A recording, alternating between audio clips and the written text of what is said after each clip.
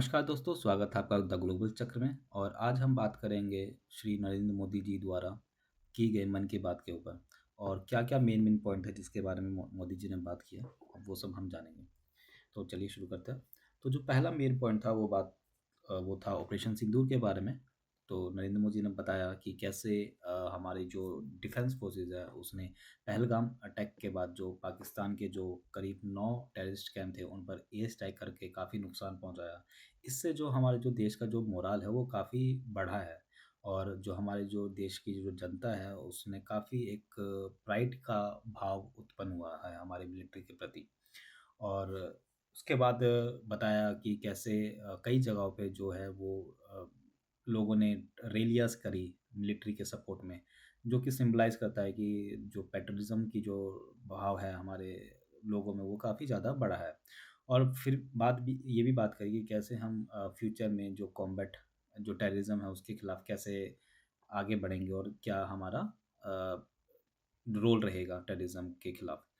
तो ये बातें करी उन्होंने ऑपरेशन सिंदूर के बारे में। नेक्स्ट जो बात करी उन्होंने करी वोकल फॉर लोकल और या फिर made in India, make in India के बारे में। तो जैसा कि आपको पता होगा कि पिछले कई सालों में से जो मोदी जी हैं या गवर्नमेंट है जो हमारी, वो काफ़ी ज़्यादा प्रोत्साहन दे रही है, काफ़ी ज़्यादा एनकरेज कर रही है लोगों को कि मेक इन इंडिया प्रोडक्ट जो है उसको खरीदा जाए या फिर जो प्रोडक्ट्स हैं वो इंडिया में ही बनाया जाए।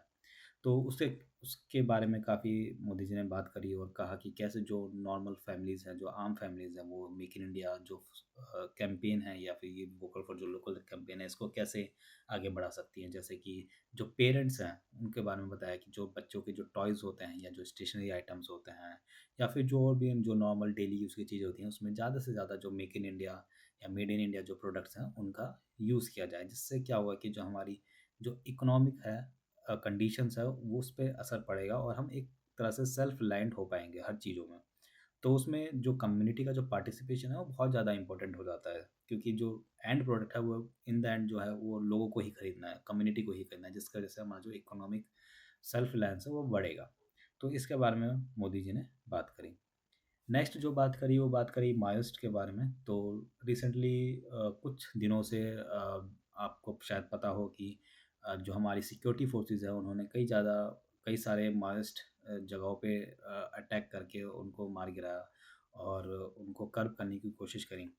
तो रिसेंटली को शायद पता हो कि एक काफ़ी सीनियर माओइस्ट लीडर था वासवाराज, जो कि छत्तीसगढ़ के अबुझमाड इलाके में मारा गया। इसके पीछे सिक्योरिटी फोर्सेस पिछले 3 महीने से पड़ी हुई थी और फाइनली जाकर के वेडनेसडे को इसको मार गिराया गया।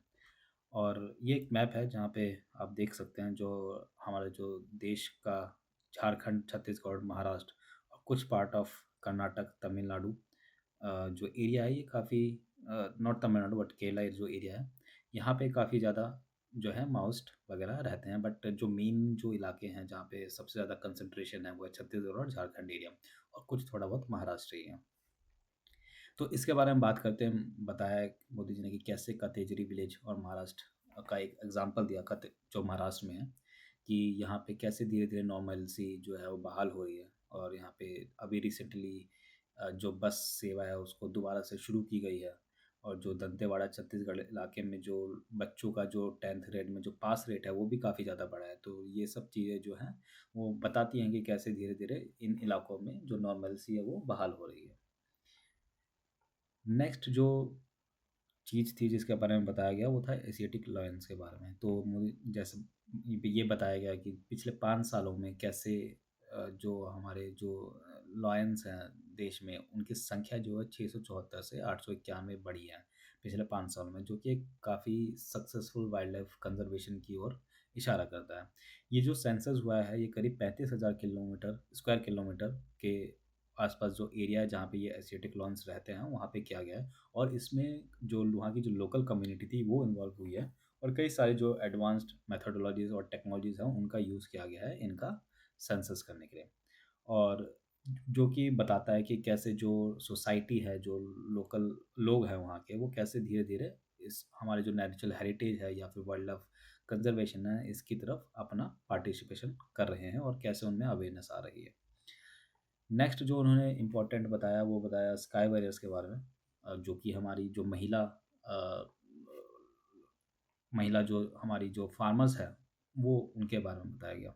तो कैसे जो हमारी जो गाँव इलाके हैं, जो विलेजेस हैं, वहाँ पे जो फार्मिंग होती है, जो एग्रीकल्चर होता है, वहाँ पे कित कैसे धीरे-धीरे जो हमारी जो महिलाएँ हैं, वो अपना योगदान दे रही हैं और नई-नई टेक्नोलॉजीज़ का यूज़ करके लाइक यहाँ यू कैन सी हियर कि कैसे ड्रोन्स का यूज़ करके फर्टिलाइज़र स्प्रे किए जाते हैं या फिर बीजों को स्प्रे किया जाता है।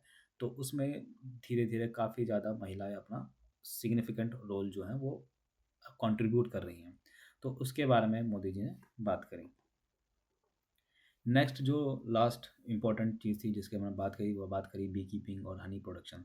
तो जनरली जो आम लोग होते हैं उनको नहीं पता होता कि बी कीपिंग और हनी प्रोडक्शन हमारे देश में किस तरीके से चल रही है, लेकिन आपको शायद जान के खुशी हो कि पूरे वर्ल्ड में जो टॉप कंट्रीज़ होती हैं उसमें इंडिया का नाम आता है बी कीपिंग और हनी प्रोडक्शन में।